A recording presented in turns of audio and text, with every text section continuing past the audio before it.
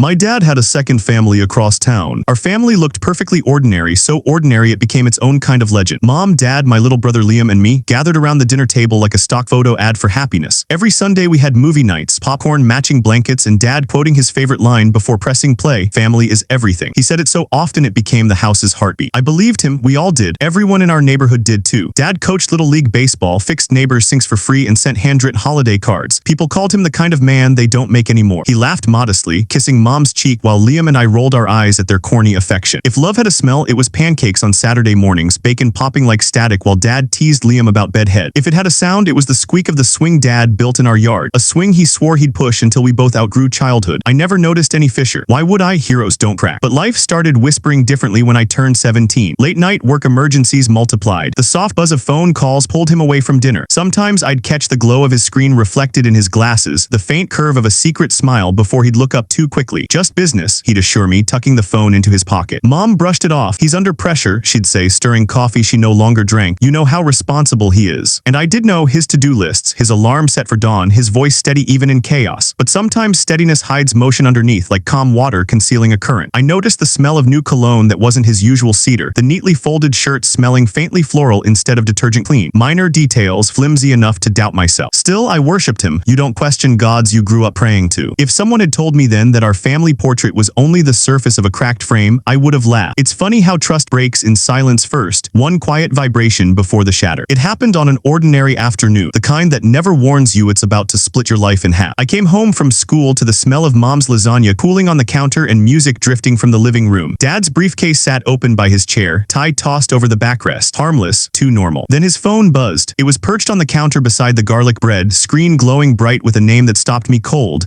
*home. My first thought was that it was * our home number somehow glitched, but curiosity didn't ask permission, it took over. I swiped before I could think. "Hello." A child's voice answered, high and familiar in that universal little girl way. "Daddy." The word pierced sharper than it should have. Who's this?" I managed, my throat suddenly tight. A giggle, "I'm Daisy, is Daddy there?" My stomach turned, "Daisy who?" Before she could reply, another voice, older woman, cut in sharply. "What are you doing with his phone?" Then a click, silence, the ringing rush in my ears. The kitchen felt smaller, the air heavier. The next second I was staring at the screen again, expecting a sign that it had been a weird prank, but the call log sat there, time-stamped real. When Dad came home that evening, I practically ran to meet him. "Someone called for you," I said, gripping his phone tighter than necessary. He rifled through his pockets, frowned faintly. "Oh, who?" "A little girl, she called you Daddy." For a heartbeat the world held still. His expression flickered shock, then quick amusement. He laughed loud and practiced. "Wrong number, kiddo, must have been some spam call." "But she knew your name," I said quietly. He kissed my head, that rehearsed affection smoothing the sharp edges. "Coincidence? Go help your mom with dinner." I nodded even though every instinct recoiled. He brushed past me, whistling on his way to the living room, completely at ease, as if he hadn't left ghosts in our phone's call log. That night I lay in bed staring at the ceiling. The house hummed with its usual noises, the dishwasher, Liam rustling in his sleep, but my heart refused to settle. Each beat echoed that child's voice. "Daddy." I started counting cracks in the ceiling like they were clues, tiny fractures forming above everything I thought I knew. For the first time since I was little, I didn't believe family is everything. I just wondered what family even meant. Curiosity is a kind of hunger. It starts as one small bite of doubt, then devours sleep, trust, and reason until you're starving for certainty. After that call, I couldn't look at Dad without hearing that tiny voice in my head, "Daddy." At first, I tried to brush it off. Maybe I really had overreacted, but then little things kept stacking up, quiet evidence building like paper cuts. Late meetings, weekend client calls, the smell of perfume that didn't belong to Mom. Her patience stretched thin trying to make sense of his absence. Mine broke first. One Thursday after school, I saw his car through the window of the coffee shop across from campus. He wasn't supposed to be there. It was 3 p.m. and he'd told Mom he'd gone out of town for work. I froze, then something reckless woke up inside me. Without planning, I followed. He drove east toward the highway, too fast for the neighborhoods we lived in. My pulse thudded hard enough to blur the street signs. When he finally turned into a quiet cul-de-sac 30 minutes away, I parked a few houses down. A small blue house sat near the corner, tidy, cheerful. As he climbed out, the front door opened. A woman in jeans and a soft yellow sweater greeted him with a smile that wasn't nervous or secret, just familiar. Dad's hand rested on her shoulder like it belonged there. Then a little girl, brown pigtails, pink sneakers, burst out laughing, running straight into his arms. "Daisy." I stayed in my car, hands trembling so badly the phone nearly slipped from my grasp, but instinct or desperation made me lift it and hit record. Through the blurry zoom, I caught seconds that shouldn't have existed. Him kissing the woman's forehead, tucking Daisy under one arm like she was his entire world. By the time I drove home, darkness had already settled. The footage replayed on loop, and every replay felt like an absence rearranging itself into proof. I told no one at first. Guilt crystallized in my chest. Telling Mom meant shattering her, but staying silent meant meant living in a lie. So I did what teenagers do when truth feels too heavy. I shared it with my best friend Nia. She watched the video twice, then covered her mouth. Ella, oh my god, you asterisk have asterisk to tell your mom. I can't, I whispered. She adores him, it would kill her. So what, you just live like nothing happened. I don't know what to do. The words came out as tears. Rain started tapping against Nia's window, fitting soundtrack for a confession that didn't cleanse anything. We sat in silence, only the video's screen light glowing between us like an open wound. That night I hid my phone in a drawer, unable to look at it again. But there are some truths that don't stay hidden. They pulse underneath every conversation, infecting every glance until you either let them out or let them eat you alive. A week passed before I broke. Pretending everything was fine felt like dragging a shattered mirror through daily life. Each smile cut me a little deeper. Mom hummed while making dinner one night, her voice soft and tired over the sound of onions sizzling. Dad wasn't home, of course. Traffic, he'd texted. It was always traffic lately. I stood at the counter, the secret pulsing inside me like a second heartbeat. Mom, I said suddenly, can we talk? She glanced up, still stirring. Sure, honey, what's up? My mouth went dry. I pulled out my phone, opened the drawer of horrors and handed it over. Just watch this. At first she smiled, thinking it was a funny video. Then confusion creased her forehead. Then stillness. By the time the clip ended, Dad's lips brushing the other woman's hair, Daisy giggling in the background, the spoon clattered from her hand onto the floor. Ella, she whispered, voice distant, what is this? I followed him, my words tripped over themselves. That's him, Mom, that's another kid, her name's Daisy. She laughed once too sharply. No, that's insane. But even as she said it, tears blurred her eyes. I reached for her hand, she pulled away. This has to be a mistake, she said, shaking her head as if denial could rewind the video. But reality doesn't care about denial. Minutes later, she was already dialing his number. Come home now. Her voice didn't rise, it cracked. He arrived 30 minutes later, frowning when he saw us both waiting at the table. What's going on? Mom hit play again, turning the screen toward him. For once, he didn't have a script ready, his face drained. Where did you get that? Answer the question, she said, trembling. He swallowed hard. It's not what it looks like. Then what is it? She snapped. Who are they? He paced the room, hands on his head, the calm man we knew unraveling into fragments. It's complicated. That's not an answer, I shouted. Finally, he stopped moving. Before either of you were born, I made mistakes, he said carefully. I was married before your mother. We never divorced. We just drifted apart. I didn't know how to tell anyone. Over time, it just stayed that way. Mom's scream cut through him like thunder. You have asterisk another family, another child. He flinched, then nodded slowly, tears forming. I didn't mean to hurt anyone. I thought I was protecting both sides. I love you all. Those words landed heavier than silence. Love, I realized, could be toxic if it grew in two directions at once. Mom sank to the floor, sobbing into her hands. I stood frozen, rage and horror colliding. You taught us that honesty was everything, I said. You lied for 17 years. I'm sorry, he choked out, reaching toward me. I stepped back. You don't get to say that. Liam appeared in the doorway, rubbing his eyes, confusion painted across his small face. Why's everyone yelling? Nobody answered. The only sound was Mom's sobs and the storm outside rattling the windows. Dad crouched near him, voice shaking. Buddy, I just need to go for a while, okay, to think. Liam frowned. Did I do something wrong? That question broke whatever composure I had left. No, I whispered, but he did. As Dad left, the door slammed against the wind, echoing down the hallway like a verdict. The house was suddenly too quiet, movie night quiet, except this time there was no popcorn, no smiles, just three people staring at the wreckage of their own myth. For days, the house hardly breathed. Dad's closet stood half empty, his toothbrush disappeared from the bathroom. A note on the fridge said he'd stay somewhere else for a bit, as if space could dilute betrayal. Mom moved like a ghost, surviving on black coffee and staring through television reruns she didn't watch. I tried to fill the silence with chores, washing dishes that were already clean, folding laundry twice, anything to avoid thinking. Liam followed me around like a lost shadow. When's Dad coming home? He kept asking. Each time I lied a little differently. Soon, when things calmed down, I don't know. He'd nod, pretending to believe me. Children are experts at pretending. At school, whispers arrived before I did. Somebody had seen the news online. Local man accused of bigamy, 2 families discovered. Our surname burned through social feeds faster than rumor ever should. Photos of Dad from charity events smiling wholesome, now captioned with words like asterisk fraud and liar. By lunchtime, I could feel eyes following me down the hallway. Nia tried to shield me. People are awful, she whispered, linking my arm, but shame is heavier than kindness. I stopped checking social media. I couldn't bear the comment sections that turned our grief into entertainment. At home, bills stacked up unopened. Mom quit cooking. Takeout boxes filled the fridge like reminders of our inability to create anything together anymore. One night, I found her crying into a stack of old family albums, muttering, was any of it even real? I wanted to answer asterisk yes because those smiles had felt real to me once, but the word died in my throat. Sleep rarely came. When it did, it replayed the moment of discovery on a loop. Daisy's laugh, Mom's scream, Dad's guilty face. I started writing letters to him in a notebook I hid under my mattress. They were messy and contradictory. I hate you, I miss you. Why did you choose both instead of choosing right? I never sent them, but writing felt like releasing pressure from a sealed jar. A week later, a text lit my phone. Dinner, just you and me, need to talk, Dad. My heart lurched. Mom was upstairs asleep, Liam snoring softly in the next room. Every instinct screamed to delete the message, yet my fingers typed okay. I told myself I wanted answers, but underneath, a shamed truth whispered back. I still wanted my father to love me more than he loved his lies. I met him at a small diner off the highway, the kind of place that smelled like syrup and regret. He was already there, hair messier than I'd ever seen it, fingers drumming against a coffee cup. When he looked up, the practiced warmth returned instantly, reflexive like muscle memory. "Hey, Ellie," he said, voice soft, the same tone he used when I was little and scared of thunderstorms. I almost wanted to climb back into that lie, but memory pushed me to stay still. We made small talk at first, school mom Liam. He complimented my grades as if stickers and praise could patch 17 years of deceit. I asked why he wanted to see me. "Because," he said, "I owe you the truth." I thought finally he would own it outright. What I didn't expect was the door of the diner jingling open and a tiny whirlwind rushing in. "Daddy." A blur of pigtails and sunshine barreled into his lap. Daisy. Behind her stood the woman from the video, calm and smiling, coat dusted with rain. "You must be Ella," she said brightly. "It's so nice to finally meet you." My fork paused midair. Finally. Dad's face paled. "Lena, maybe." But she was already sliding into the booth beside me, unaware of the nuclear fallout unfolding between us. "We've heard so much about you," she said. "Daisy's been begging to meet her big sister." The word asterisk sister lodged in my throat. Daisy tugged my sleeve, beaming. "You look just like me." I forced a smile that felt like glass splintering. Dad tried to speak, but I cut him off. "How long have you been married?" Lena blinked, surprised by the question's edge. 16 years this spring, she said proudly, though if he had his way, we would have done it sooner. 16 years, my entire life. While Mom was planning birthday parties, he was planning anniversaries. The math flattened me. Dad reached across the table, palm shaking. "Ella, I never wanted you to find out like this." "Then how exactly would you want me to find out?" I hissed. "Maybe when I was old enough to be your third wife." Heads turned, Daisy's smile faltered. Lena's confusion melted into dawning horror. "What are you talking about?" she asked, eyes darting between us. Dad placed a trembling hand on her arm. "Lena's." But she already knew. Betrayal is universal. You can see it bloom in someone else's face. She stood abruptly, knocking over her coffee. "We're leaving." She scooped Daisy into her arms, muttering, "We'll talk later." The bell above the door jingled again, and they were gone. For a long moment, neither of us spoke. The waitress cleared our plates quietly, sensing disaster. Finally, I exhaled a laugh that wasn't a laugh at all. "Congratulations," I said. "You just introduced me to my replacement." He dropped his head into his hands. "I didn't plan it this way. I thought I could fix it, merge everything somehow. I love you all." "Stop saying that," I snapped. "Love doesn't lie for 16 years. Love doesn't need hiding places." He looked up, eyes red but dry. "You sound just like your mother." I stood, shoving the booth so hard it screeched against the floor. "That's the nicest thing you've ever said to me." As I left, rain hammered the roof like applause for a tragedy's final act. Daisy's laughter from moments ago echoed in my chest, innocent and uncorrupted. I couldn't hate her, but I could finally hate him without apology. When the anger came, it was sharp and cold, nothing like the fiery outbursts you see in movies. Mine was methodical. I woke up each day determined to turn chaos into proof. Revenge wasn't a scream, it was a spreadsheet. I started with the video on my phone, then cross-checked timestamps, addresses, and photos. I dug through public marriage records until my shaking fingers found 2 certificates filed within the same decade, both under my father's name, one signed by my mother, the other by Lena. A date overlap stared back at me like a wound that wouldn't close. I thought about burning the evidence, pretending it away, but Mom deserved truth more than protection. So I printed everything, dates, affidavits, screenshots, and laid them on the kitchen counter, neat as homework. Mom walked in, hair unbrushed, holding her coffee like armor. At first her eyes couldn't process the small mountain of betrayal, then she just sat down and whispered, "It's worse than I thought." She called a lawyer. Things snowballed. Within days, legal letters flew back and forth. Within weeks, a local paper picked up the story. Man living double life for 17 years, 2 wives, 2 children, 1 lie. His smiling face from community service flyers suddenly turned monstrous, headline bold letters carving him into something mythic and pathetic at once. At school, people stopped whispering and started staring outright. I didn't care anymore. I walked the halls with my head lifted, fury holding me upright. One night, Dad showed up at our door, soaked from rain, the hero mask completely gone. He dropped to his knees on the porch like some repentant saint from a bad movie. "Ella," he said, voice breaking, "please don't let them destroy me. I never meant." I cut him off. "You destroyed yourself." He pressed his hand against the doorframe as if touching the house would keep him tethered to us. "I love you." I almost laughed. "You loved too many people and told too few the truth. That isn't love, that's greed." He looked smaller than the first time I'd ever seen him, human and not invincible. Mom appeared behind me, silent. She didn't slam the door, she just closed it slowly, gently, like sealing a tomb. Inside, I collapsed into her arms and cried harder than I ever had before, not because I wanted him back, but because losing faith hurts even when faith was misplaced. Winter came early that year and the house felt bigger, colder, echoing with absence. The lawyer bills arrived first, thick envelopes stamped confidential, followed by court dates and endless forms. Mom stopped shaking when she signed papers. Her steadiness looked like exhaustion wearing bravery as a coat. Dad now lived alone in a rented apartment across town. He sent brief emails about wanting to stay civil, but Mom rarely replied. Liam deleted his number from his phone and said, with the blunt certainty only a child can have, "He's not my hero anymore." Mom started therapy on Tuesdays, then convinced me to join her therapist's colleague on Wednesdays. I expected clichés and pity, but the sessions felt less like medicine and more like excavation. Digging through 17 17 years of deception to find whatever fragments of myself hadn't been built around him. One afternoon, the therapist asked, "Have you seen your father since the truth came out?" Once, I said, though technically it wasn't even yet. I'm planning to. That winter, I took the bus to his apartment. The windows were bare, the furniture minimal, as if he'd been stripped down to honesty and didn't know how to decorate it. He looked older, smaller than he ever had in memory. "Ella," he said, managing a fragile smile, "thank you for coming." I sat on the couch but didn't take off my coat. I just needed to understand, was any of it real? The bedtime stories, the movie nights, the promises. He dropped his eyes to his hands. All of it was real. I just divided it. I thought I could love everyone separately, that love wasn't finite. He gave a weak laugh. Turns out it is, at least when it's built on lies. The honesty hurt more than denial ever did. Love without truth isn't love, I told him quietly. It's cowardice dressed as kindness. He nodded, tears streaking down his cheeks. "I know, I'm sorry." There was no grand reconciliation, just silence and the low hum of regret between us. When I left, snowflakes brushed my hair, melting instantly. The sky was colorless, and for the first time so was my grief, neutral, no longer raging. That night, writing in my journal, I realized closure wasn't forgiveness. It was simply distance measured in heartbeats, and I was finally far enough away to start breathing again. A year slipped by like a slow thaw. The court finalized the divorce in spring, quiet paperwork that ended one life and allowed another to begin. Mom found a steady job at a florist's shop. She came home smelling of lilies instead of despair, her hands stained with color instead of tears. Liam joined soccer again, shouting across fields in a voice that no longer carried confusion. As for me, I scattered pieces of that old world behind me one by one. Dad's framed photograph, the baseball cap he gave me, even his favorite quote about family being everything. I finally understood it differently. Family is asterisk everything, but only when it's honest. College acceptance letters filled the mail by May. I read them aloud to Mom and she smiled, eyes bright. "Take the far one," she said. "You deserve distance." I still checked on Dad occasionally, not out of duty but curiosity. He'd grown thinner, grayer, living quietly. Sometimes we'd exchange short texts. "No I love yous, no illusions. Just facts. Did you get the scholarship?" "Yes, I did." It was strange how civility could exist where warmth once lived. Then came Daisy. One afternoon, a message popped up on social media. "Hi, I found you." Dad said we're sisters. Her profile picture showed a kid missing 2 front teeth and holding paintbrushes. My stomach twisted, then softened. It wasn't her fault she'd been born into the same tangle. We started talking art, music, school, pets. No secrets, no bitterness, just 2 girls trying to make sense of the same lie from opposite sides of it. When she called me Ellie like he used to, it didn't sting. It sounded like a word rebuilt. During one chat she asked, "Do you hate me?" I typed, "Never, you didn't choose this." Then after a pause added, "We can choose what happens next though." And maybe that's what healing really was. Choice existing again after someone else stole it. Graduation arrived that June, caps flying, sun burning off the last of winter's grief. Mom cried when they called my name, but they were clean tears, freed ones. Through the crowd, I imagined Dad somewhere distant, watching from anonymity. Then I let that image fade. At home that night, Liam fell asleep beside Mom on the couch after the celebration. I stood there for a moment, taking in the quiet hum of safety we'd rebuilt. He had 2 families, but he broke both trying to keep them secret. Now I'm building one of my own, small, flawed, transparent. A family where love doesn't need disguises and secrets have no room to survive.